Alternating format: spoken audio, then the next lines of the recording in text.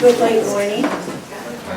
It's really nice to be here, and I just want to say how impressed I am and how much I respect all of you for the depth of training that you're getting, the depth of knowledge that you have, and the many, many different things you do in a disaster or in an emergency. And I saw you at work during COVID. It's just wonderful. So I just wanted to let you know about that part. And I have a background in mental health. I was the coordinator of the school counseling program for Highline School District, which, as you know, is a large urban school district in South Seattle with many needs. And I was also the coordinator of the student homeless education program. So part of my job, besides leading those groups, was to write grants to bring more mental health resources into the schools, and to write grants to bring more resources for homeless students as well. And in addition to that, I was the lead for the crisis team for the district. So our crisis wasn't natural disasters, it was man-made disasters. There were a lot of deaths by suicides, there were murders. It's a pretty tense area around White Center and that area. We had a lot of free and reduced kids. But the advantage of that was most of my grants were successful because the needs were so great. So I also taught graduate classes in different parts of psychology and student counseling, student counseling. So then I retired after 25 years. I got tired of commuting every day and started training therapy dog teams, a different kind of therapy, but kind of the same basis of working with kids, and that you reward the behaviors you want to see. So with the therapy dogs, then I got in a little deeper, and I became an evaluator of therapy animal teams. I evaluate 9 different kinds of animals for being therapy animals. Lots of llamas, lots of cats, mostly dogs. But then I became a national trainer and went around the country training people to be evaluators of therapy dog teams. So that's kind of my background right now, my retired job, as I say. And then COVID came along, and we all know that took 3 years out of our lives, and I'll talk about that a little bit later and what happened there.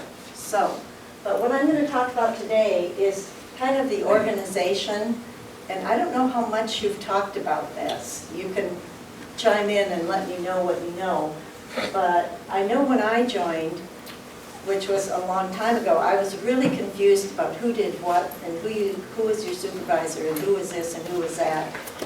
And then when COVID came along, I learned a whole lot about everything. So I know that you as new people into this system might be a little confused about who does what, when, where, except for CERT. So I'm going to talk a little bit about that. We all know the Vashon Fire District is in an emergency is the lead. The incident commander would be Chief Vinci. He would be the overall incident commander.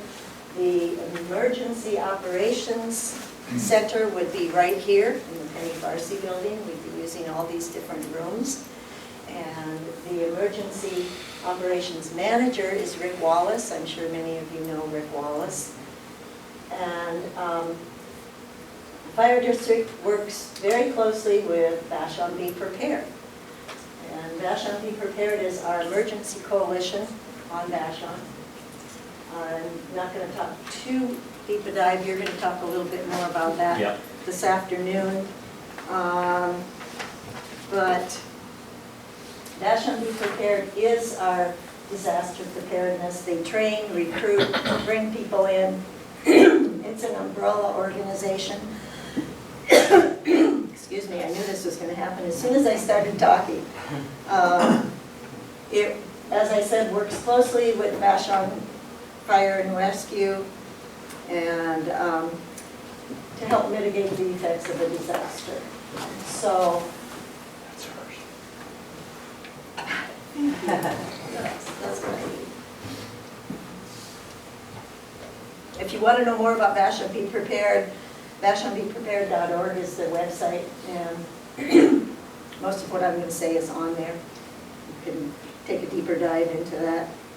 So, when COVID came along, I think a lot more people became aware of Vashon Be Prepared. We did the situation reports.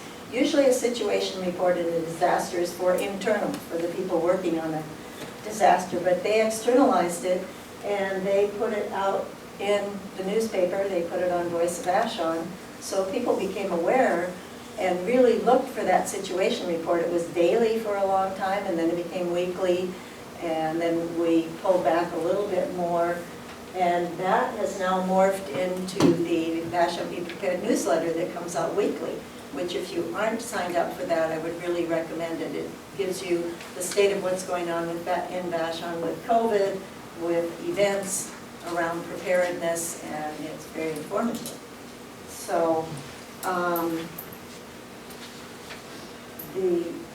next slide, please.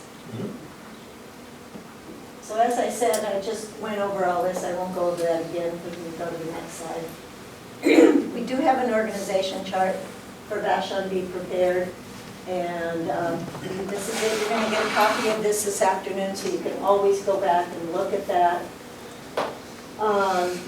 The reason I'm bringing it up today, I'm not going to talk about all these other units or teams that are on Vashon Be Prepared, but I am going to talk a little bit about MRC. They call it Medical Support Branch. It's actually the Medical Reserve Corps, and you probably know them best for their parts in the situation report in the newsletter. They set up the testing units, they set up the testing sites for COVID, they set up the vaccine sites for COVID.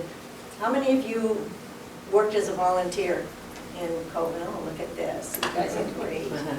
We had a lot of CERT people that worked as volunteers at the vac sites and the testing sites.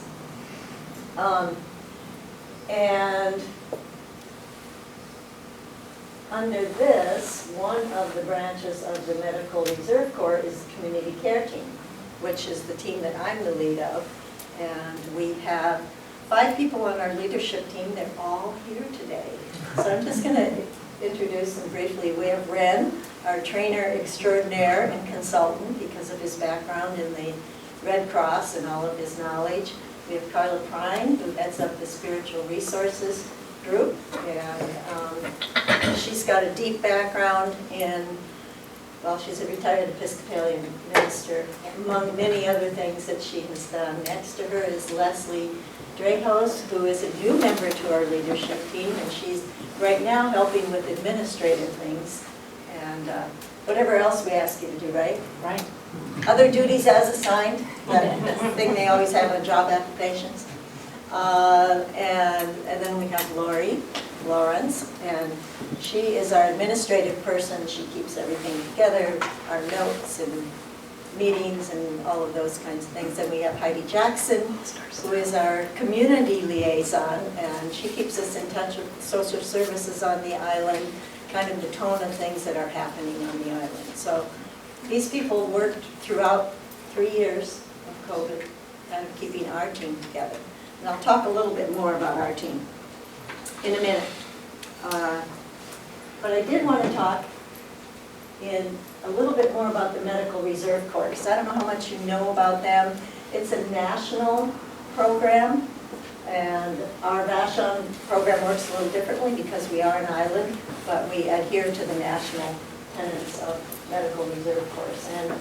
And it's in the event of a disaster, medical services might be overwhelmed, especially on an island where we can't get help from outside. So we have volunteers, doctors, nurses, other people, mental health people that come up and help when our resources are overwhelmed on the island.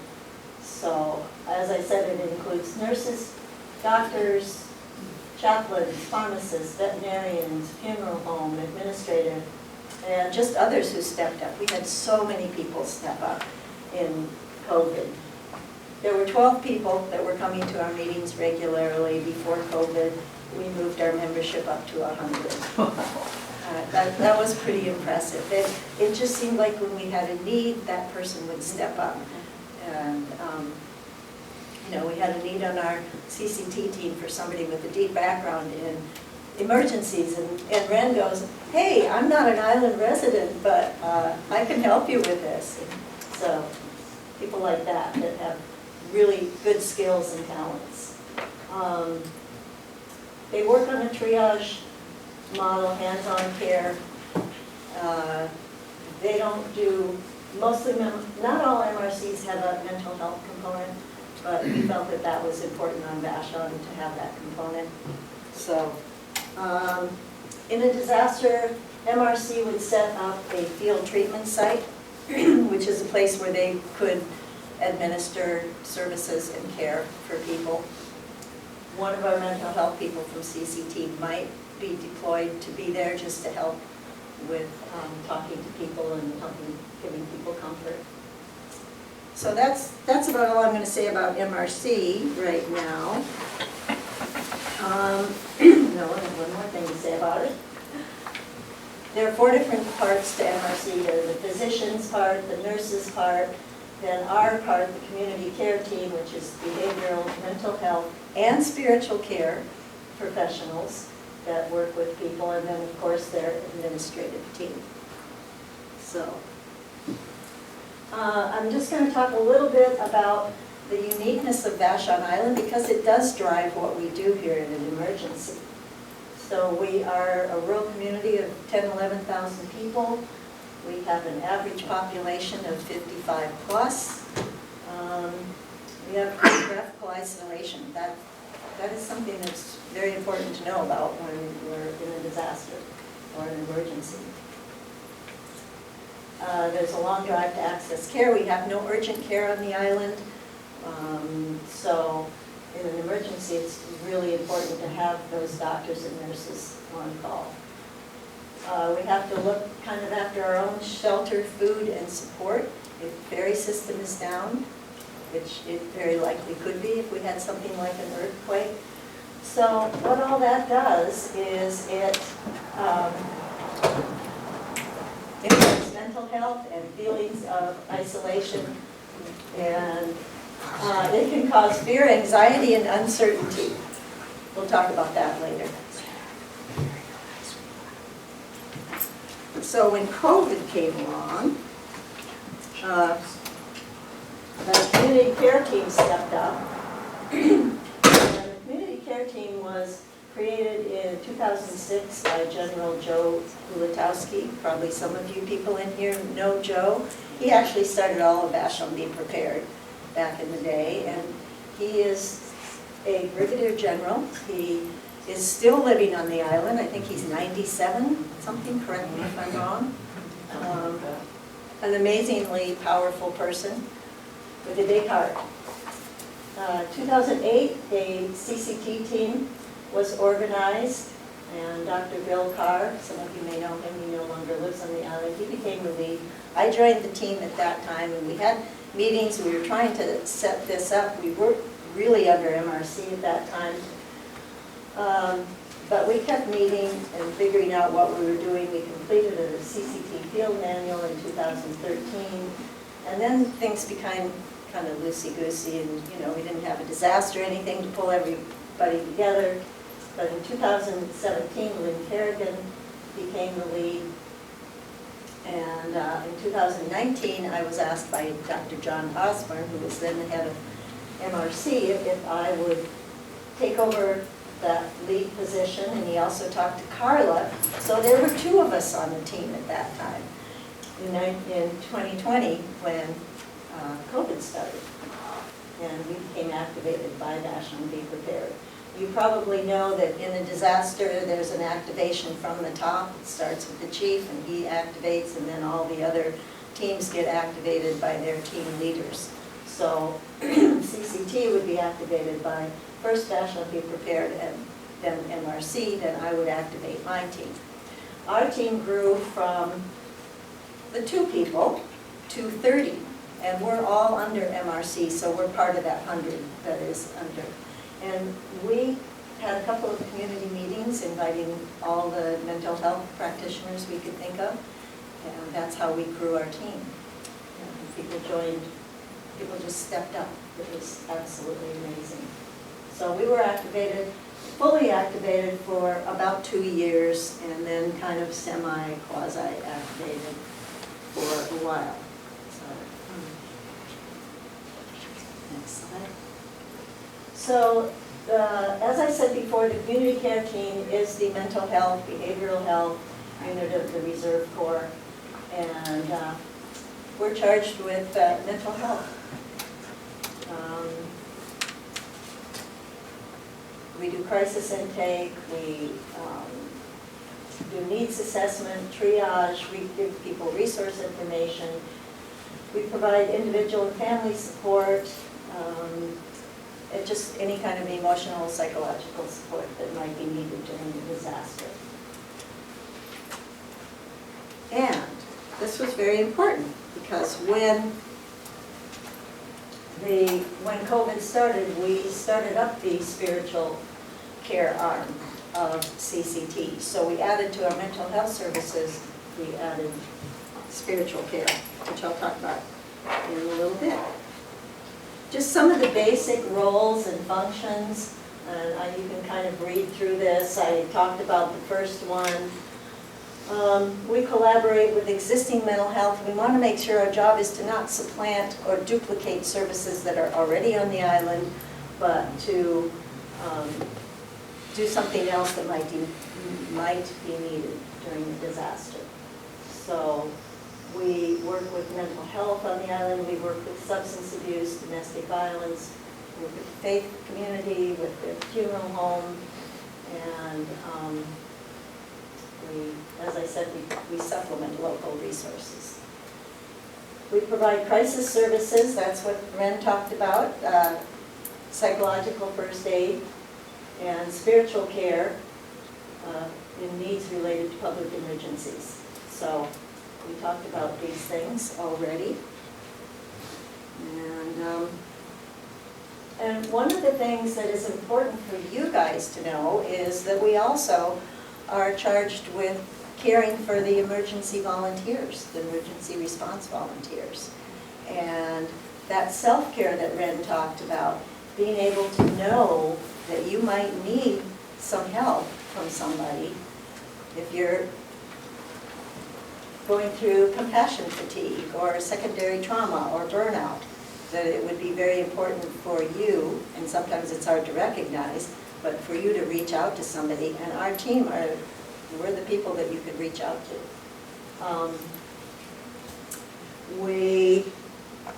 It's interesting, Ren was talking a little bit about what happens when you get stressed out, and as we all know, going through COVID, that long, elongated period of being stressed was really intense. We did reach out to the Vashon Be Prepared volunteers. We sent out a survey. We asked them about compassion fatigue. You know, we asked them for how are you feeling, how are you doing, what are your levels of anxiety, and you know, that kind of thing. And then do you need some support, or do you have support, do you need some support? What we got back is, you know, you guys are a tough group of people, as Ren said. You don't like to acknowledge that you need help. We don't like to acknowledge that we need help. And we got back from most people, yes, I'm feeling anxious, yes, I'm feeling, you know, maybe a little depressed, upset, but I have a good support system. I'm doing okay. So we didn't get much response of people needing help, but it's good if you can do that. And one of the things that just since I started putting this PowerPoint together, I got 2 different messages about compassion fatigue and secondary trauma. And one of the things is that one of the latest studies has shown that emergency response workers have a higher level of alcohol use than the general population, which is understandable, but something to think about, because that can be one of the symptoms of compassion fatigue, burnout, or secondary trauma. So we'll move on to the care of the spirit. I wanted to talk a little bit more about that because this team works with people on the island of all different types of spirituality. And we don't adhere to any one thing about that. We recognize that there's a lot of different communities on the island. And it's not religious. But during COVID, we set up a website for CCT, and Carla, for the spiritual care part, put on pages and pages of poems, prayers, and meditation practices that you could do. And if you just went on to that, and photographs were incredible. Some of them were island photographers. If you just went onto that site and started reading them, a particular poem might stand out to you, or a meditation practice. It was a really nice thing. I think they're still out there actually on the site. So if you wanted to go to the CCT site, it is /mental health, and you can look up and see some of these things.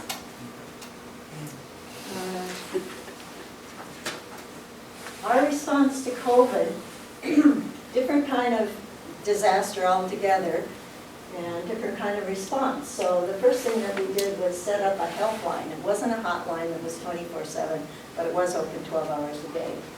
And our mental health professionals all stepped up. We had 12 different people that manned that line, woman that line. And this is one of our esteemed counselors that was on the line. We had 2 extensions. We had a mental health line, if you need some support, and then we had a care of the spirit line for people that wanted to talk to somebody about that. Everybody was trained in psychological first aid, because one thing about psychological first aid is it's not counseling, it's not therapy, it's different, it's crisis counseling. You speak to people differently. I mean, you have the same skill set, obviously. You have the listening and the how are you, those kinds of things. We did a data collection on our helpline so we could see who was calling, what were their needs, how could we better serve them. We learned from our data collection. We sent out postcards with the helpline number on it. We put it in the beachcomber, we put it on the radio so people would be aware of it. We got most of our people that called were in response to those postcards because they went out to every island resident.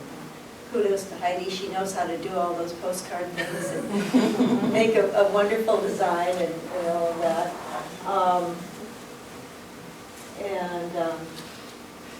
There was a good response to that, and we were able to help people that needed things. Sometimes it wasn't necessarily mental health. I know one guy called, he was in a panic because he needed to move, he had to get out right away, and we had a group of people go over and help him move. I mean, people did step up. Again, most of our things were not in person, so it would be very different than in a normal disaster.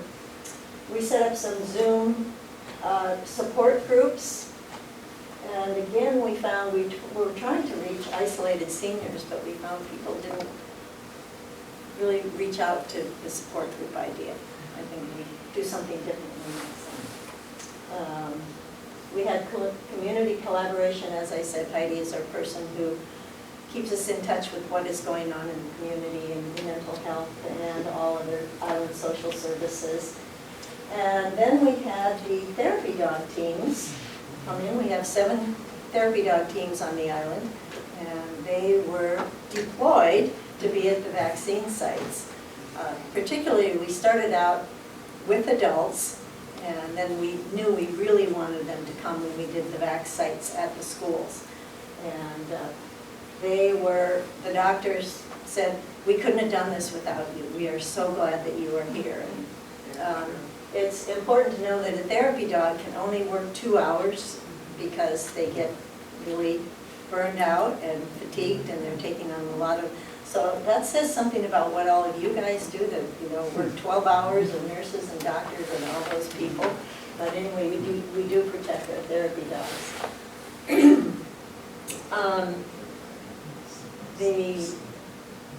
The teams with the students were absolutely amazing. And the doctors would go, or the nurses, hey, we need a therapy dog team over here, you know, because there were a lot of kids that were afraid of vaccines, and the dogs just calmed everybody down. So, Jenna, yes. I'm curious with your data collection, from the time you initiated the response to COVID to the time you kind of wrapped things up, what did the data tell you? How did you adjust? What were the big things you kind of changed? We didn't do data collection on all the parts of the things. We only did it on the helpline. And because we wanted to know who was calling, when they were calling, you know, we had the demographics of the people that were calling. And we didn't really need to adjust anything. It was more for information. But, yeah. So maybe we should have done it for everything, but we just did it for that particular thing. Oh, you can put the next slide up. So another thing we did during COVID was the suicide prevention campaign. I'm sure you know that during COVID and after COVID, the suicide ideation, thoughts, and suicides rose somewhat. So we did a thing on the island, and we worked in conjunction with the University of Washington for one of the programs they had, which was very helpful. We got really good feedback on this, looking for signs how to talk and listen to someone who is going through that. We had an anchor event at Vashon Community Center, Vashon Center for the Arts, which we also put on Zoom. And we had suicide survivors, and then we had a psychiatrist talking to that. We put trainings online. We did trainings in psychological first aid. We did trainings in suicide prevention. We did trainings on creating strength and building resiliency. That's a whole other workshop that is good for anybody who works in emergency response. Next slide. What we would do in a normal, is there a normal disaster? What we would do in an emergency is set up a family assistance center. We weren't able to do that during COVID because obviously it would be going on for 3 years, and we couldn't do things in person. So that's a safe, protective, supportive environment for people to come to, for community members. Anybody can come. We collect data on reunification and family information. We're in contact with the field treatment site, so we know about people there. We can inform people that might come to the Family Assistance Center about people that are being cared for medically. We notify families of positive identifications of victims. We share situational updates. Ren talked a little bit how important it was for everybody to be aware of what's going on and those situation reports. And we would be in contact with the EOC about that. And then, of course, the main thing is providing that behavioral, emotional, and spiritual care to families that come in. We would have different rooms for counselors to go into and talk to people. We would have food and blankets and tea and coffee and all of those things. We would also have computers for them to use. We would have charging stations. We would have burner phones for people to have if they needed to have a phone. Anything else, guys? What else do we have at a Family Assistance Center?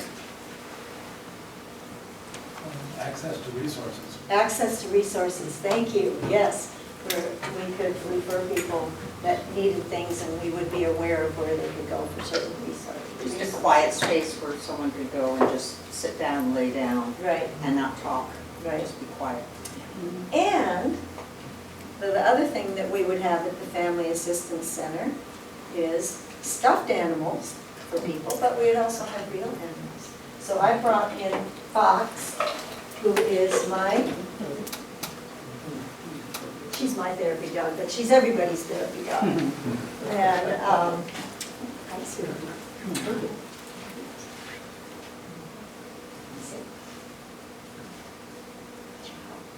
So she was one of the dogs that went in and comforted everybody.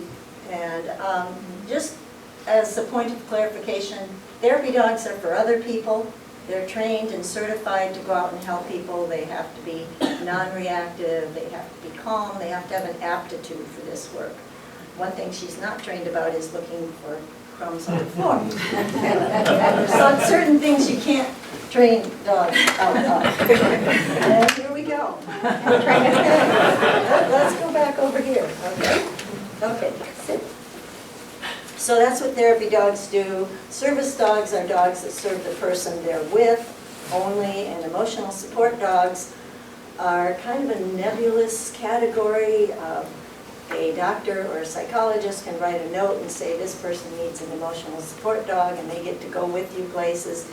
They're not certified, they're not trained. There's a bit of a brouhaha about that. I know, in the airlines they've had a lot of incidents, and now they don't allow emotional support dogs. So there needs to be a bit more in that category. An observation I had at the middle school when the dogs were there,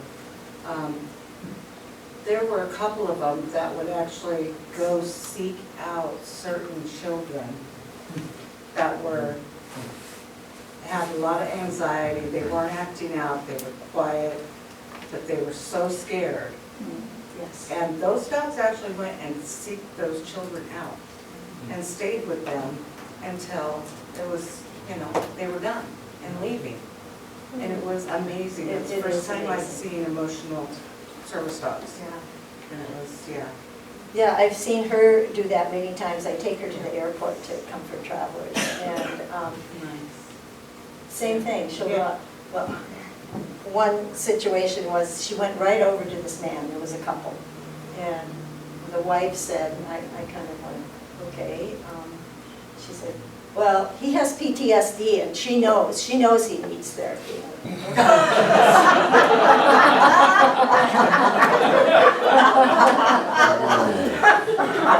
Anyway, it was helpful.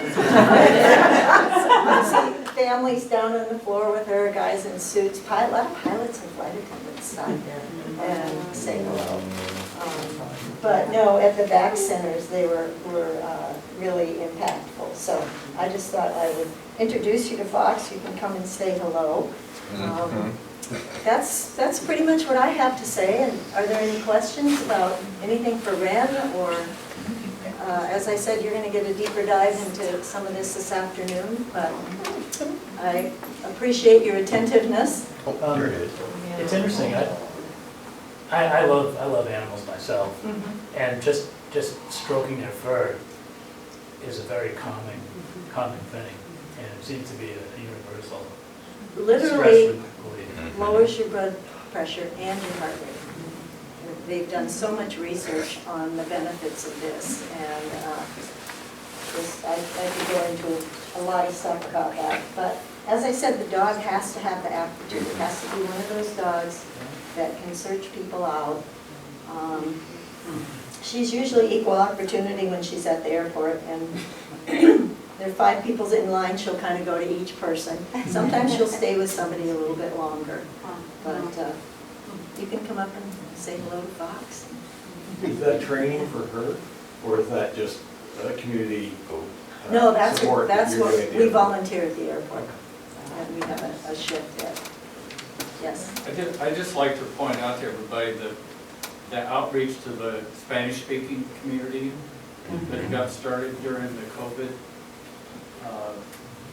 and in an odd way during the vaccinations area, we had translators who speak Spanish, and they relieved a lot of anxiety on some of the people who spoke Spanish, just being asked if they wanted to speak Spanish instead of English, and helping people with, we had several young Latino guys who were deathly afraid of needles, And just talking to them really helped them a lot. So, and I think that ongoing outreach to the Spanish-speaking community is a really important community function here.